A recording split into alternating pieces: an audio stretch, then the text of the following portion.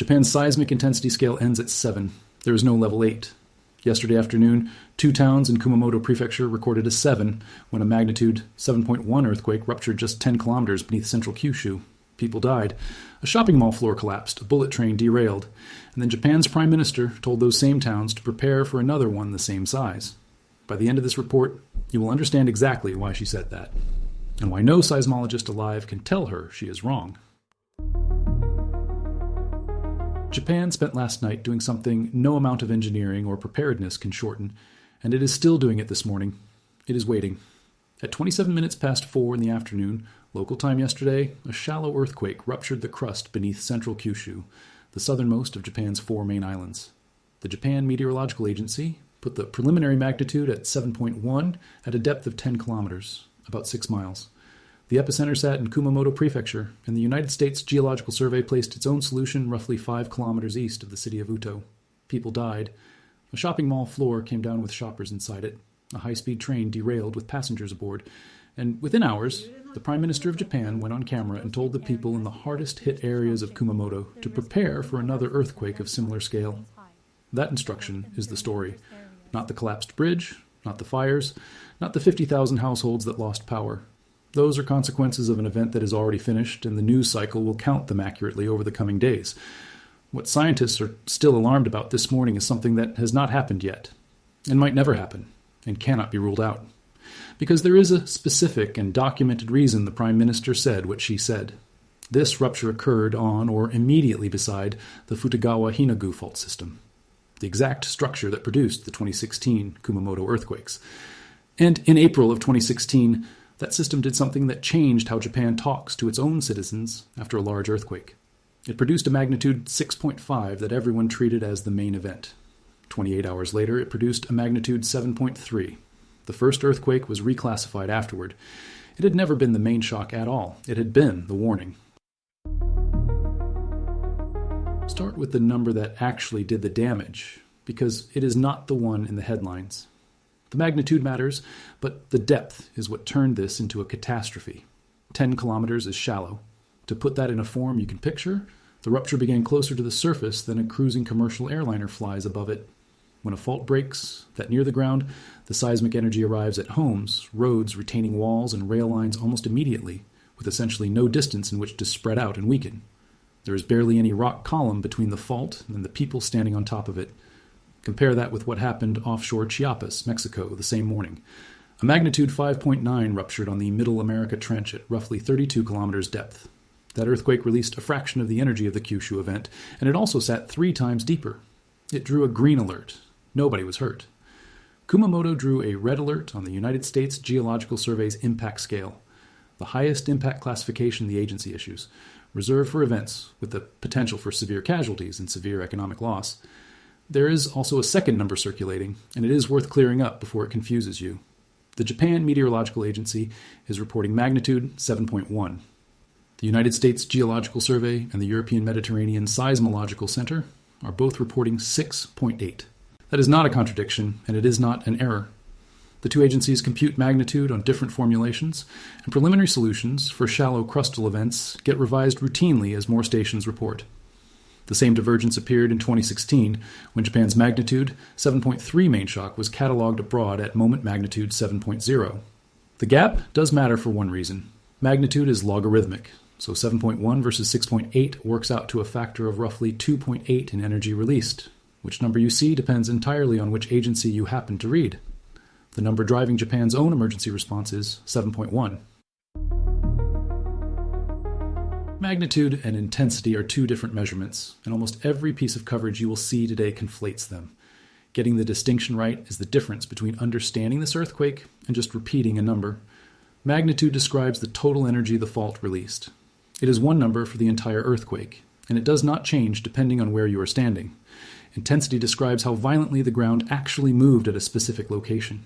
In Japan, that measurement is called shindo, and it produces a different value in every town, because it depends on magnitude, depth, distance from the rupture, and the local geology directly under your feet.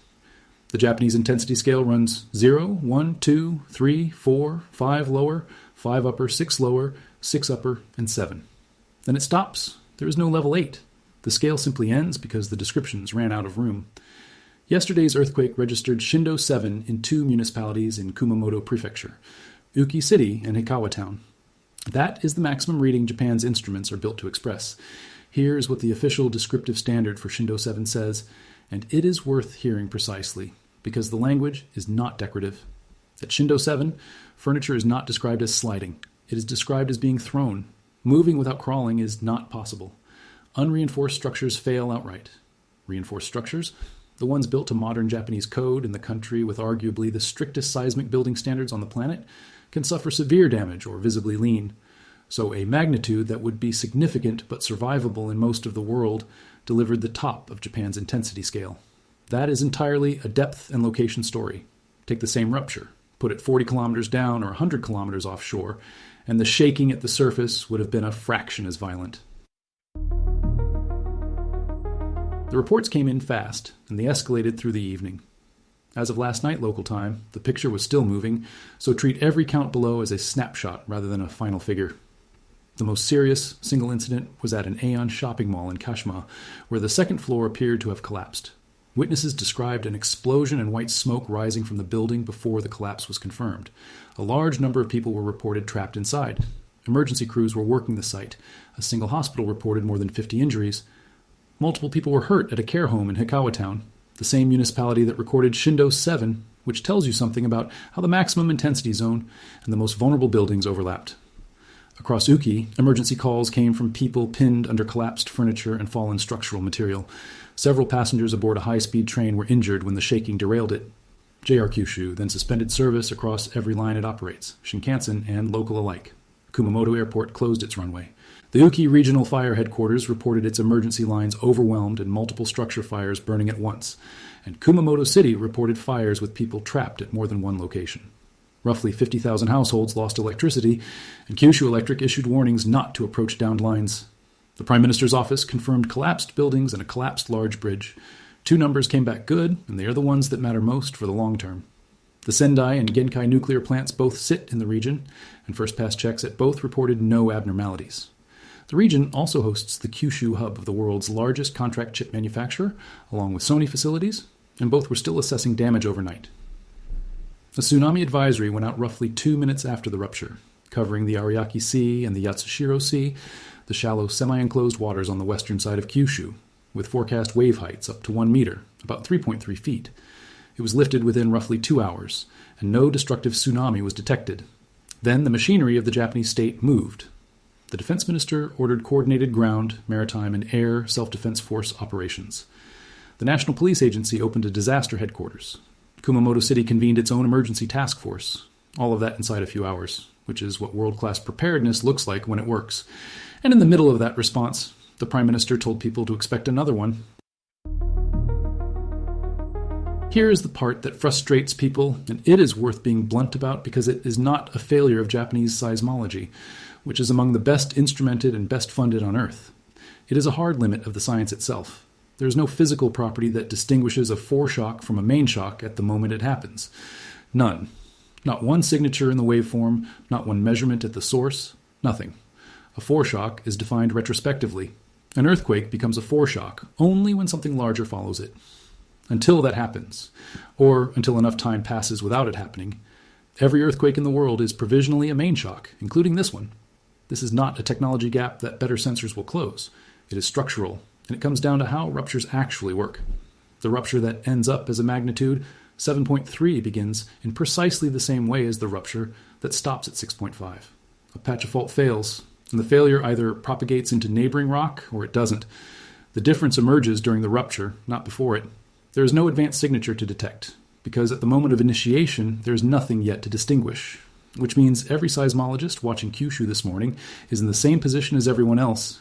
They have better data, better models, and better instincts, and none of it can answer the only question anyone actually wants answered. What they do have is a base rate, and it gets worse before it gets better, because that base rate is genuinely reassuring right up until you remember what happened here 10 years ago. Globally, roughly 5 to 6% of moderate to large earthquakes are followed by something larger, approximately 6% within 3 days, approximately 5% within a week. Flip that around, and it means about 19 out of every 20 are followed by nothing bigger. The statistics say the Kumamoto earthquake was probably the main event, but probably is carrying an enormous amount of weight in that sentence. And there's a second statistical tool that sharpens the picture. Seismologists use an empirical relationship called Bath's law, which holds that the largest aftershock in a sequence typically lands about 1.1 to 1.2 magnitude units below the main shock. Apply that to a magnitude 7.1, and you get an expected largest aftershock somewhere around magnitude 5.9 to 6.0. Two things about that number. First, it is a statistical central tendency, not a ceiling. Real sequences exceed it routinely. Second, and this is the part that matters for the next 2 days, a magnitude 6.0 releases only a small fraction of the energy of a 7.1. But it does not need to match the main shock to be devastating. It lands on buildings, retaining walls, hillsides, and roads that are already damaged. The second hit does not have to be as strong as the first. It only has to be strong enough to finish what the first one started. The rate at which aftershocks arrive follows another empirical relationship, Omori's law, which says the rate decays roughly as the inverse of the time elapsed since the main shock. Most of a sequence's events happen early, and the tail runs long but thin. A sequence that stalls, one where the rate stops decaying, is the anomaly to watch for. The Japan Meteorological Agency's standing guidance after any large earthquake is that for roughly 1 to 2 weeks afterward, a comparable event can follow. That is the institutional framework behind what the Prime Minister said. It is not a forecast. It is a statement that the probability window is elevated relative to background, and that it decays with time. As of this morning, Japan is about a day into it. To understand why that guidance exists in its current form, you have to go back 10 years to these same fault zones. On the 14th of April, 2016, a magnitude 6.5 earthquake struck Kumamoto Prefecture. It produced shindo 7. It killed people, damaged thousands of buildings, and triggered a full emergency response. And once the immediate shaking stopped, the working assumption across Japan was the one any reasonable person would make. That was the earthquake. Now comes the recovery. 28 hours later, on the 16th of April, the same fault system produced a magnitude 7.3. That one also produced shindo 7. It did far more damage than the first, in part because it landed on structures the first earthquake had already weakened, which is exactly the mechanism that makes an aftershock inside a damaged zone so dangerous. Afterward, the catalog was rewritten. The magnitude, 6.5, was reclassified as a foreshock. It had never been the main event. It had been the opening move, and the country had spent 28 hours believing the wrong thing. That sequence ran on the Futagawa and Hinagu fault zones, the same shared structure at the center of yesterday's rupture. So when Japan's Prime Minister tells Kumamoto residents to prepare for another earthquake of similar scale, she is not speculating, and she is not being alarmist. She is applying institutional memory that was written in blood on that specific ground, encoded into national policy, and it is being applied to the identical fault system that produced the lesson, and it connects directly back to the number we started with. 19 out of 20 moderate earthquakes are followed by nothing bigger. Those same odds were true in April of 2016. Kumamoto was the 1 in 20. There is a physical record of all this, and it has become a problem in its own right. Kumamoto Castle was severely damaged in the 2016 sequence. Stonework collapsed, turrets failed, and the restoration program has been running for years since. Yesterday, video began circulating showing stonework falling at the castle again. Here is why that footage should be treated carefully. Old and new video of falling castle stone are close to indistinguishable to anyone who is not a specialist, and there is a great deal of 2016 footage in circulation. Until authorities verify a specific clip, treat what you see as reported rather than confirmed.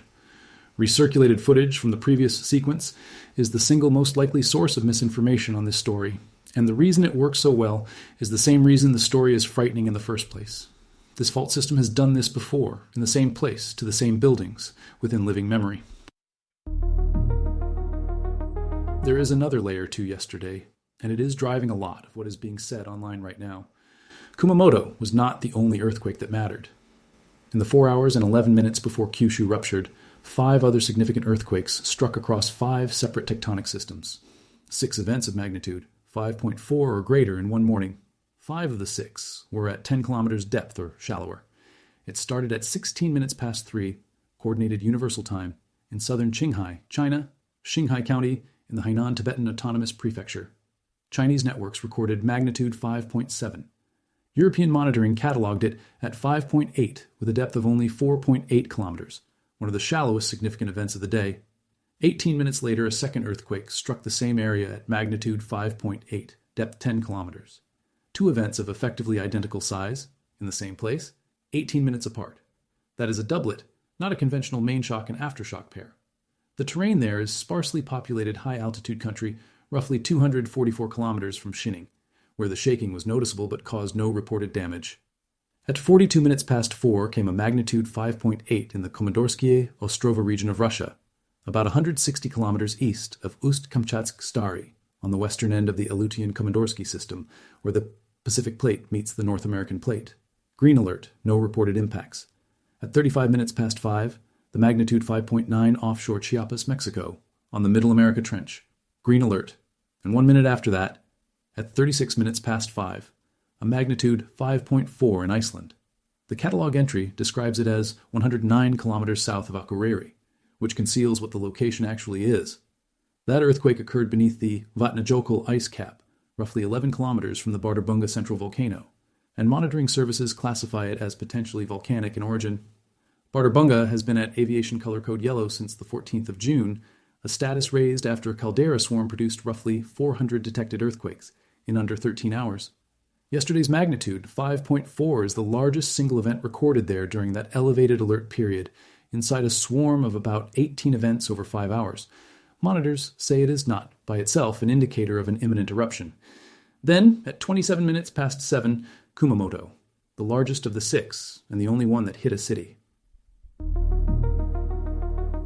The obvious question is whether those 6 events are related, and the honest answer is no. But the reasoning is worth walking through because it is the same reasoning that governs everything else in the story. Those earthquakes occurred in fundamentally different tectonic settings: a continental collision zone in Qinghai, a transform boundary off Kamchatka, a subduction interface off Mexico, a volcanic rift under an Icelandic ice cap, a shallow crustal strike slip system in Kyushu. These are not variations on one structure. They are different machines entirely. Dynamic triggering between earthquakes is real and well documented, but at these magnitudes, it is a short-range effect. The stress change from a magnitude 5.8 falls off steeply within roughly 1 to 2 fault lengths, tens of kilometers, not thousands. There is no physical mechanism by which a moderate earthquake in high-altitude China loads a fault in Kyushu 4 hours later. The distances involved are not close. The arithmetic makes the point better than the argument does. Over the preceding 7 days, the global catalog logged 129 earthquakes of magnitude 4.5 and above. That is roughly 18 a day, every day, most of them in places where nobody feels them and nobody reports them. 6 significant events in one morning across 4 unrelated plate boundaries is simply what an ordinary day looks like when someone is paying attention to all of it at once. What changed yesterday was not the planet, it was the attention. And that distinction between what the numbers actually support and what a pattern feels like it suggests is exactly the discipline that has to be applied to the much harder question sitting underneath Kumamoto right now. So here is what to actually watch over the next day or two, and it is not another magnitude headline. It is the aftershock map.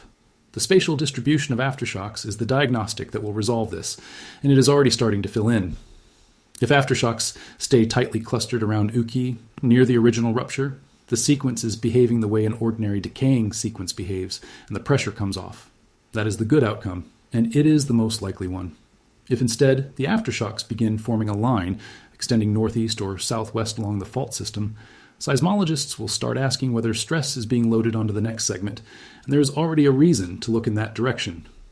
The 2 largest aftershocks so far, a magnitude 5.6 and a magnitude 4.9 recorded within about 10 minutes of each other yesterday, both sit near Tsunagi, roughly 35 kilometers south-southwest of the epicenter. That direction is not random. It is the trend of the Hinagu fault zone. 3 things will tell us where this is going. First, whether that aftershock pattern stays compact or elongates.